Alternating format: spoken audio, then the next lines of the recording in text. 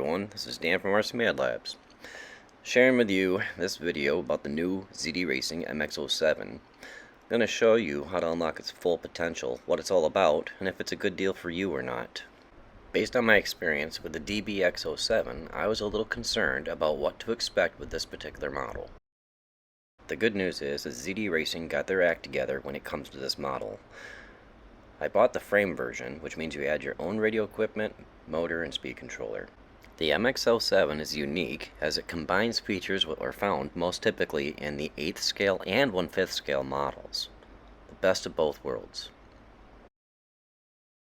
It's difficult to understand the actual size of the model, so here's a x-Maxx sitting behind the MX-07 and a buggy, Typhon 3S sitting right behind the MX-07. Here's what's like the Typhon 6S. This is Team Durango DEX8. Again, look at the size comparison. The body to the model is really cool. It has a lot of details to it. You can see that it has a light kit from factory installed, an interior cage, and I went through and did my own graphics. The lights on the model operate through a light control module that is included. It runs off one channel and has selectable features like turn signals and third brake light. I customized the model with some skull heads to go with the theme of the graphics that I'm running. I was able to do this by removing the plastic mounting stud from the original helmet and gluing it into the skull.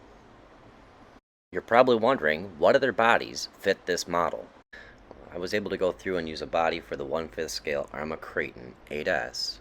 I shortened the body by 1 inch, and as you can see, it looks like the original with the bed protector on the back. I'm also using the RcMadLabz body clip retainers because I hate fumbling around for the body clips. Here's a better picture showing the 1 inch that I trimmed off the body. By rebonding it back to the Lexan shell, it makes it a lot more rigid. I used 8mm nylon washers on the body post as a spacer under the body, instead of drilling new holes for the body pins. Here's a better look at what the finished result is.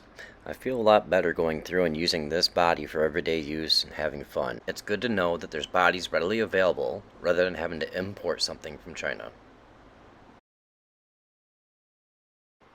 Please hold your comments about the paint job here. It's not my best work. I had some problems with the fluorescent orange. Knowing that the model's 22 pounds with the batteries and all, I went ahead and reinforced everything with shoe glue and drywall tape. Gave it a nice healthy thick layer. Body should be holding up to everything I throw at it.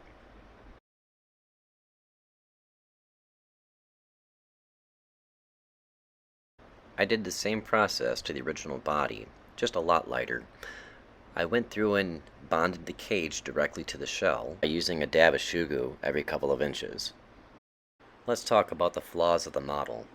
Every model you buy out of the box has its issues, its weaknesses.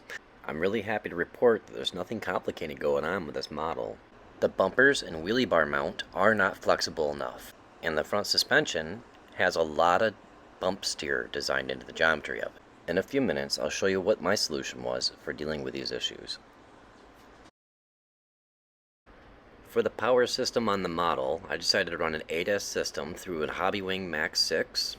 For steering, I'm using an affordable Power Hobby servo rated for 35 kg. My choice of motor is the Spectrum Firma 1250 kV, the same motor that comes on the 1/5 scale RcMadLabz models. I'm running a radio link system in mine. This is my go-to radio because of the features and the range that it has. I also run chassis dust covers on all my models. Here's the one that fits perfect. Getting deeper into this, the tires that come on the model are pretty cool. I'm surprised again by the quality.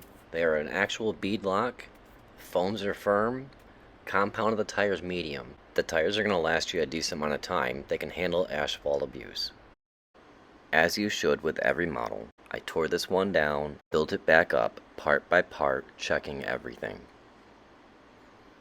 The layout of the chassis, the way things are designed, makes it very easy to work on. The accessories on the chassis are spreading the weight pretty evenly, front to rear and left to right. The included motor heat sink with fans can fit a 4685 motor. You just got to stretch it out a little bit.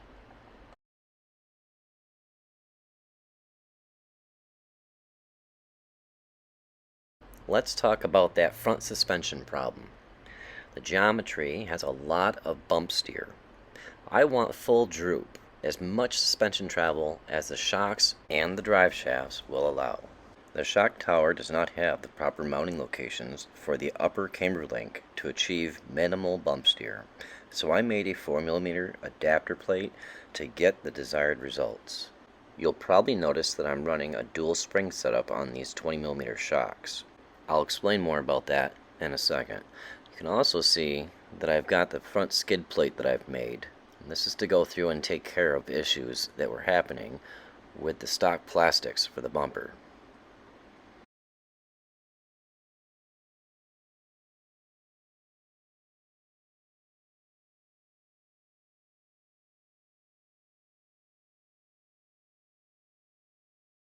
I moved the mounting of the inner tie rod end to the underside of the Ackerman plate to further minimize the bump steer that the model had. Speaking of the Ackerman plate, its mounting hardware needs a free small modification as well.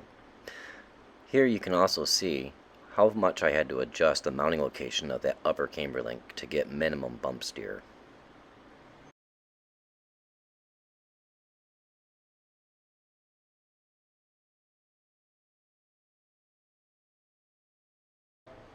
Now let's talk about the differentials. For this picture to make sense, the DBX-07 I'm familiar with is the same as the EX-07. ZD Racing decided to go through and use aluminum cases for the differentials, front and rear and center, on the MX-07. I drained these differentials, cleaned them, and then reassembled them to check them for play to see if the factory shimming was proper, and I'll tell you what, it was spot on. So you can rest assured these differentials aren't going to give you a headache. Very simple. Open them up, drain them out, add the new recommended fluids that I am suggesting, call it a day. For my driving style and how I use the model, these oils are what I recommend.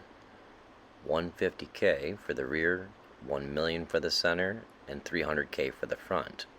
This offers enough for the model to have wheelies, but yet still offer the front some slippage, allow the front tires to spin different from the rear.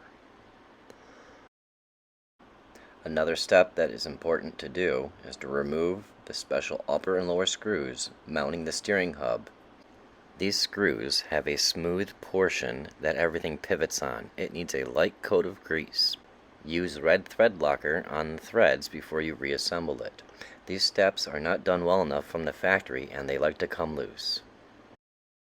I'm also including a list of the bearings that you should order with your model. The model comes with double Z metal shielded bearings which don't last very long. Upgrading to rubber sealed is the way to go. The 4 smallest bearings on this list are for the steering posts. ZD Racing uses a split rear center drive shaft instead of one single long shaft. As you would expect, everything for the MX-07 is bigger to handle the model's increased size. Trust me, you're not going to be disappointed. They did this well. Out of the box, ZD Racing runs the model with these droop screws screwed right down and the suspension arms running very limited travel.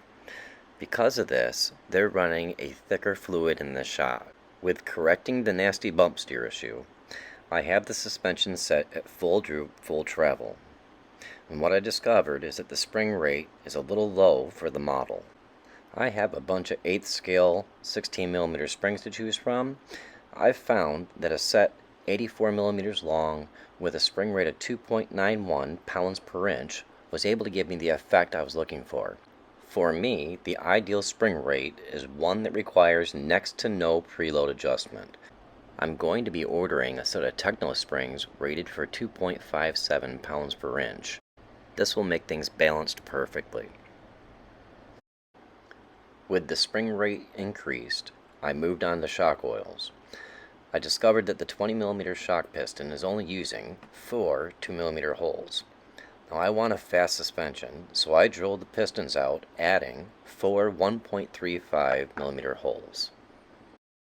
I'm running 475 CST oil in the rear shocks, 300 CST in the fronts. The results are awesome. The model can be dropped from about 4 foot to absorb the impact without slapping the chassis or bouncing on rebound. The suspension is very active while driving the model. The model transfer weight absorbs the small stuff very well without skipping and bouncing everywhere, and yet it still can manage big hits. Here's another shot showing the double spring setup.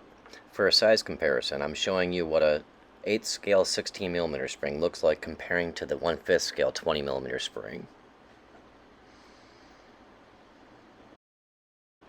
The free modification for the steering Ackerman plate has to do with the insert and sleeves.